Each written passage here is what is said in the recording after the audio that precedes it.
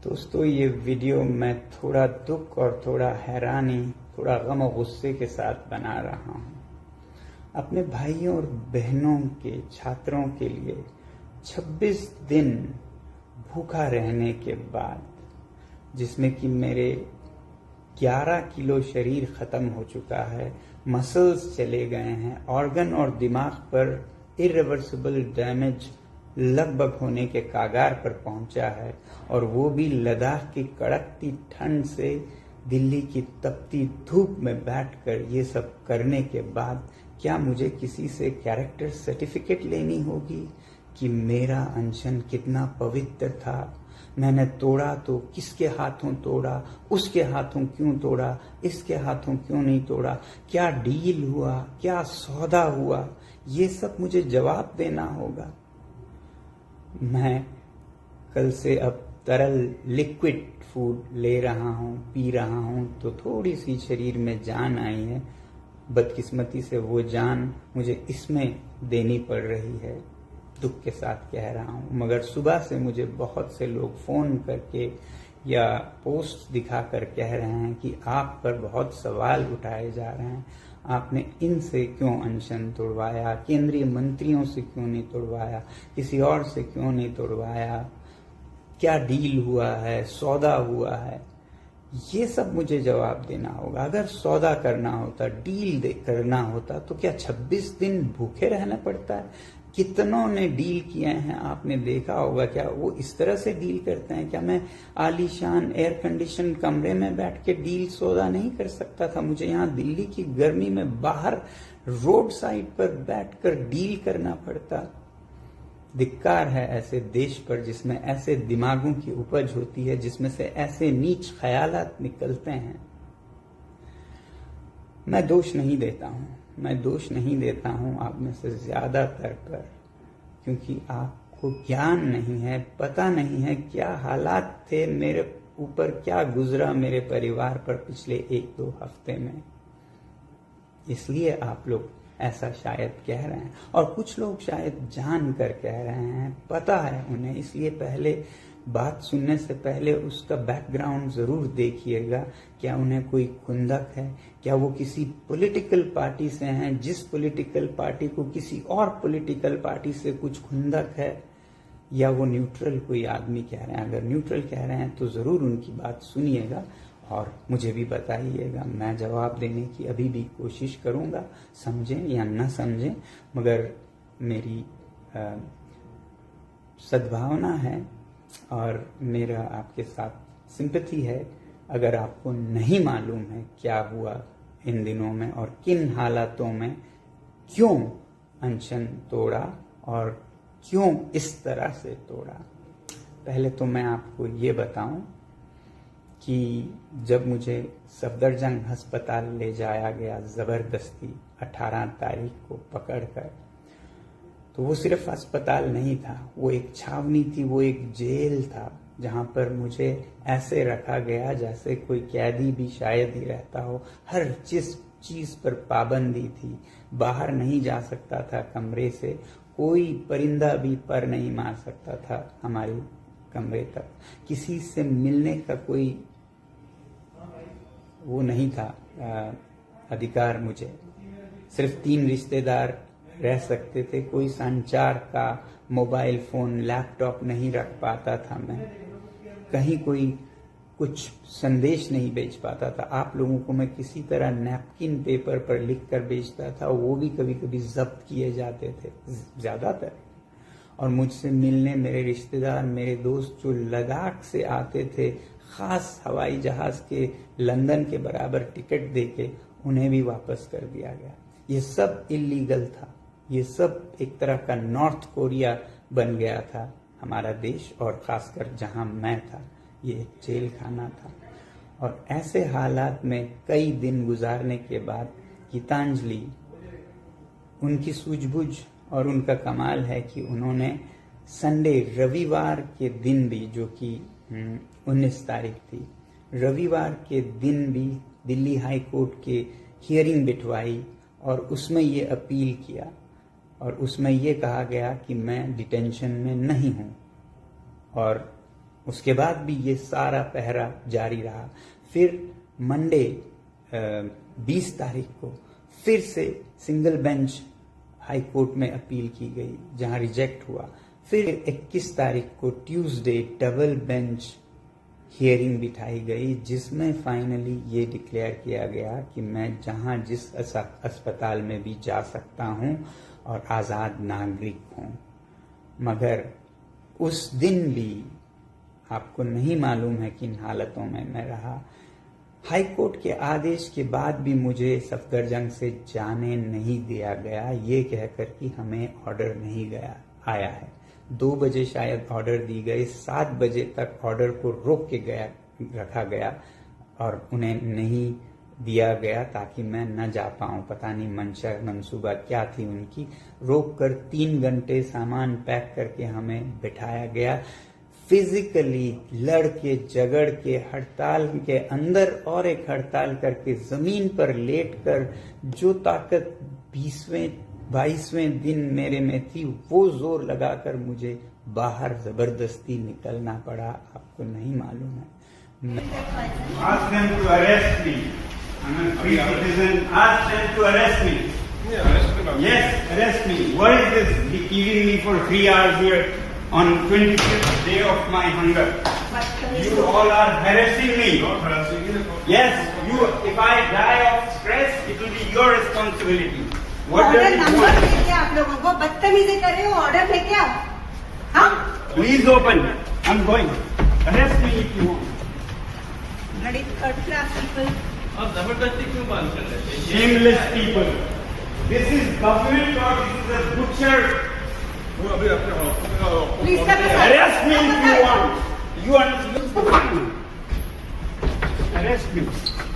Arrest me. You can stop me wherever. Let the nation know how. Sir, we have sent you the order number. Okay, I have sent this And if doctor. I- if I- Sir, bar and bench का पूरा news भेजा है। वहाँ पर If I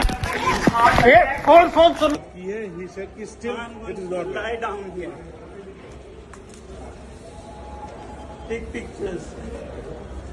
Let's see who snatches your phone. Sir आपको high court का order भी नहीं आया, जैसे आता है डॉक्टर से रेडी है ऑर्डर क्यों नहीं आया? तो आप पता कीजिए। दैट इज आप It is digitally everywhere. The world knows. Sir. Except you, the world knows.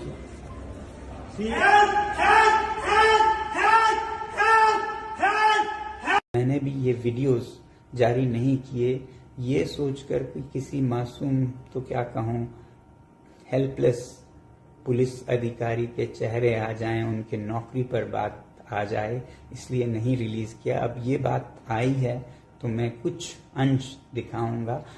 ये वीडियोस भी बाहर ना जाएं, इस पर हमारे फोन पर छीना झपटी हुई, तोड़ फोड़ हुआ और हमने किसी भी तरह ये वीडियोस रखे, मगर मैं रिलीज नहीं कर रहा हूँ। छोटा आपको एक नमूना दिखाऊंगा। ऐसे हालात से हम गए मेदांता हॉस्पिटल गुड़गांव में। हमने सोचा अब हम आज़ाद नागरिक हैं, यहाँ पर आज़ादी होगी, मगर नहीं। हमें बाद में पता चला यहाँ भी वैसी ही छावनी बनाई गई। यहाँ भी बाहर 5-10 पुलिसकर्मी, नीचे 200-300 पुलिसकर्मियों के दस्ते, पूरा हॉस्पिटल एक तरह का छावनी कैंप मिलिट्री बना दिया गया। किसी को मुझसे यहाँ भी मिलने नहीं दिया गया। बाहर जाने पे पाबंदी, हर चीज पे पाबंदी लगाई गई। ऐसा मेरे साथ ट्रीटमेंट किया गया। अभी भी हो रहा है, अभी भी हो रहा है। आप लोग आके देखिएगा, बहुतों में आप लोगों ने देखा है। तो 21 तारीख को ट्यूसडे को ऑर्डर के बाद रात को मैं यहाँ गुड़गांव के हॉस्पिटल वेदांता अस्पताल में पहुंचा और उसी रात देर रात केंद्रीय मंत्री जेपी नड्डा जी और जितेंद्र सिंह जी आए। मुझे बताया गया इस एजेंसी के अफसरों ने कि वो आ रहे हैं कुछ बात करने, और फिर आए और उन्होंने कहा कि आप अनशन तोड़िएगा, हम चाहते हैं अनशन आपका न रहे, वगैरह वगैरह। मैंने उन्हें कहा कि मैं यूं ही तोड़ने के लिए तो बैठा नहीं हूं, शर्तें होंगी, उनको आप माने तो मैं अनशन तोड़ भी दूंगा। तो शर्तें पूछी गई हमसे। मैंने कहा अकाउंटेबिलिटी इन एजुकेशन मिनिस्टर का रेजिग्नेशन, वैसे ही मैंने कहा जो छात्र हैं सुसाइड विक्टिम्स उनको कॉम्पनसेशन दिया जाए, पार्लियामेंट में इस इशू पर और अकाउंटेबिलिटी पर पूरा बहस किया जाए। और एक नया हमने जोड़ा, जो भी छात्र सीजेपी के और बाकी उनके लीडरशिप जिन्होंने प्रदर्शन किया है पीसफुली जंतर मंतर पर और फिर 20 मार्च को संसद मार्च किया, उनमें से किसी पर भी कोई कानूनी कार्रवाई नहीं किए जाएंगे, एफआईआर नहीं किए जाएंगे, तब मैं ये अनशन तोड़ूंगा। तो उन्होंने एक दो को तो मानने की रजामंदी जाहिर की, 2-3 पर वो पूछ के बताएंगे ऐसा कहा और फिर वो चले गए। अगले दिन शायद वो आएंगे ऐसा मुझे बताया गया था कि आप तोड़िएगा, हम इस पे बात करके आएंगे और हम आपको अनशन तोड़वाएंगे। मगर मैं नहीं चाहता था कि मैं अनशन उनके हाथों तोड़ूं, केंद्रीय मंत्रियों के हाथों। इसीलिए मैंने मांग की कि जो हमारे अलग अलग दलों के राजनीतिक दलों के सांसद हैं वो सब जितने आ सकें आएं और फिर हमारे छात्र नेता सीजेपी के आएं और लद्दाख के जो नेता लद्दाख से यहाँ आए थे वो आएं और उन सब के उपस्थिति में मैं अनशन तोड़ूं।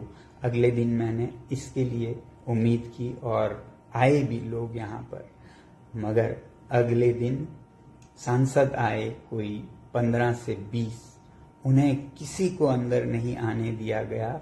बाहर गेट पर खड़ा कर 3-3, 4-4 घंटे इंतजार करवाया गया। सीजेपी के हमारे छात्राएं आई थी, उनको भी रोक कर रखा गया। लद्दाख के नेताओं को तो पूरा आधा दिन इंतजार करवा के शाम को खाली हाथ लौटा दिया गया। इस तरह से उन पर क्रूरता से व्यवहार किया गया। मुझसे एक आजाद नागरिक से, जिसे दिल्ली हाई कोर्ट ने आजाद डिक्लेयर किया था, उससे मिलने तक नहीं दिया गया। अब हम इस पर कंटेम्प्ट ऑफ कोर्ट का कार्यवाही शुरू करने की सोच रहे हैं। अगर कोर्ट ने हमें कहा कि हम जहां चाहें जा सकते हैं, मिल सकते हैं, तो किसने और क्यों ऐसे लोगों को रोका है? तो पूरा दिन जो 22 तारीख का था वो इसी में चला गया और जो केंद्रीय मंत्री थे वो तो आए नहीं, वो अपने मीटिंग्स करते रहे। हाँ, उन्होंने एजेंसीज के जरिए मुझसे हम ये मानेंगे, ये नहीं मानेंगे, ये नेगोशिएशन पूरा दिन चलता रहा, अगले दिन तक भी, जिसमें वो इस्तीफा राजीनामा जो धर्मेंद्र प्रधान जी का है उस पर तो वो टाइम लेना चाहते थे, अभी हम नहीं कह पाते हैं वगैरह वगैरह। कॉम्पनसेशन का उन्हें समस्या नहीं था, पार्लियामेंट में डिस्कशन पे कोई समस्या नहीं थी, मगर जो छात्रों पर कानूनी कार्रवाई नहीं होगी उस पर उन्हें बहुत एतराज था। और मैंने कहा इसके बिना मैं अनशन बिल्कुल नहीं तोड़ूंगा। मैं अनशन तोड़ के चला जाऊं और जो छात्र हैं उन पर एफआईआर लगे, सालों साल उन्हें कोर्ट कचहरी में, जेल में, एनएसए में जाना पड़े। मुझे पता है लद्दाख में 24 सितंबर के बाद लगभग 80 नौजवानों पर क्या क्या गुजरी हैं। मैं नहीं चाहता था कि यही यहाँ के सीजेपी के लीडर्स और छात्रों पर, वॉलंटियर्स पर हो, तो मैं उस पर अड़ा रहा कि इसके बिना मैं बिल्कुल अनशन नहीं तोड़ूंगा, चाहे मैं हफ्ता यहाँ पड़ा रहूं। फिर आखिर उन्होंने कहा ये हम करेंगे मगर रिटर्न में नहीं दे सकते हैं, हम वर्बली कहेंगे। मैंने लॉयर्स से कंसल्ट किया, दिल्ली के नामी लॉयर्स, वकीलों से। उन्होंने भी कहा कि ये लिखित में तो कभी नहीं देगी सरकार, मगर हाँ वर्बल हो सकता है। मैंने नहीं माना, मैंने कहा जब तक लिखित में नहीं होगा मुझे कोई जल्दी नहीं है, मैं पड़ा रहूंगा भूखा, आप जाइए। मगर देश में जिस तरह से बढ़ता जा रहा था छात्रों का आक्रोश, उसके चलते फिर 23 तारीख यानी कि कल रात को खबर लाई गई कि वो मान गए हैं लिखित में देने के लिए भी कोई छात्रों पर कार्यवाही नहीं होगी। साथियों, मेरा इस मुद्दे पर सबसे ज्यादा ध्यान था कंडीशंस में से कि ये जो लीगल एक्शन है, ये एफआईआर्स हैं उस पर, ना कि इस्तीफा पर। जो रेजिग्नेशन है वो भी एक कारण है। मैं कह रहा था एक और वीडियो में कि मेरा दिमाग अलग तरीके से चलता है। मैं इस रेजिग्नेशन को बहुत ज़रूरी मेरे द्वारा करवाना नहीं समझता हूँ।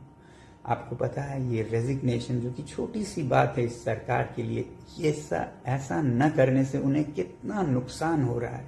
पूरे देश में उनकी नाम बदनाम हो रही है, गुस्सा हो रहा है, नफरत कर रहे हैं लोग। मुझे ये पता था कि इस तरह से वो ज़्यादा टिक नहीं पाएंगे। वो रेजिग्नेशन वैसे ही आज या नहीं तो कल देंगे, और नहीं तो मेरे अनशन तोड़ने के साथ आंदोलन तो खत्म नहीं होगा, तो हमारे सीजेपी के जो छात्र हैं वो करवाएंगे। इस पर ध्यान देने से ज़्यादा मुझे छात्रों की रक्षा सुरक्षा पर देना था, ताकि वो जब कार्रवाई करें तो उन पर कानूनी कार्रवाई ना हो, वो कवर में दे सकूं। बाकी वो कर सकते हैं, और क्योंकि उन्हें ही नुकसान हो रहा था तो मुझे पता था ये जल्द ही हो जाएगा रेजिग्नेशन का काम भी, इसलिए मैंने उस पर ज़्यादा जोर नहीं दिया। फिर कल रात को लगभग 12 बजे, रात के 12 बजे, जबकि दिन में इतने सारे लोग आए थे, छात्र आए थे, नेता आए थे, एमपीज आए थे, जो कि ये अंडरस्टैंडिंग और ये अनशन तोड़ने के लिए आए थे। मेरी डिमांड यही थी कि मैं सबके उपस्थिति में ये अनशन तोड़ूंगा, जहां मंत्री भी होंगे, जिनसे हमने कॉम्पनसेशन लेना है, ये गारंटी लेना है कि कोई कार्रवाई नहीं होगी, उनका उपस्थित होना भी जरूरी है। साथ में हर एक पार्टी के, मैंने कहा था, 2-2 एमपीज होंगे, सीजेपी के नेता होंगे, लद्दाख के नेता होंगे, मगर उन सब को वापस करने के बाद फिर कल रात को कोई 12 बजे मुझे बताया गया कि मंत्री अभी आ रहे हैं, वो मान गए हैं ये अनशन तोड़वाने पर, लिखित में भी देने पर। अब एक तरफ मेरा सबसे बड़ा डर और ये जल्दी करने का कारण ये था कि आपको याद होगा दिल्ली में हालात इस तरह बनते जा रहे थे कि कभी भी कोई बहुत बड़ा क्रैकडाउन हो सकता है। कल रात को जो मैं वीडियोस देख पा रहा था उससे लग रहा था कि कनॉट प्लेस एरिया में बहुत बड़ा कुछ होने वाला है। आप ही लोग रिपोर्ट दे रहे थे, और मुझे बार बार याद आ रहा था लद्दाख का 24 सितंबर, जिसमें बहुत बेरहमी से पुलिस और सीआरपीएफ ने गोलियां सर में, सीने में मार के लद्दाख के युवाओं का कत्लेआम किया था, और वो यहाँ हो सकता है, इसका मुझे डर था। और अगर ऐसा कुछ होता है तो फिर ये अनशन का मतलब ही नहीं रहेगा। इसलिए अगर मैं अनशन तोड़ूं और ये डिफ्यूज कर सकूं तो शायद हिंसा रोक सकूं, ऐसा सोचकर मैं राजी हुआ अनशन तोड़ने को। मगर मैंने कहा मुझे इनके उपस्थिति में ही सिर्फ नहीं तोड़ना है, मुझे और लीडर्स को बुलाना है। मगर रात के 12 बजे मैं किसे बुलाता, और बुलाता भी तो घंटे लग जाते, और मिनिस्टर्स वहां से लगभग निकल पड़े थे। तो आनन फानन में लद्दाख के जो नेता थे वो एक ही जगह पे रहते थे, चाणक्यपुरी लद्दाख भवन में एक ही जगह पे। तो उनको मैंने बुलाने की कोशिश की। मैंने उन्हें कहा कि लद्दाख के नेता भी होंगे कम से कम, और कोई ना हो तब मैं करूंगा। मगर ये एजेंसीज नहीं मानी। उन्होंने कहा नहीं, आप उनको नहीं बुला सकते हैं, इन्हीं के उपस्थिति में कीजिए। जिस पर मैंने बिल्कुल फुट डाउन करके कहा फिर मुझे कोई साइन नहीं करना है, ना ही अनशन तोड़ना है, रहने दीजिए।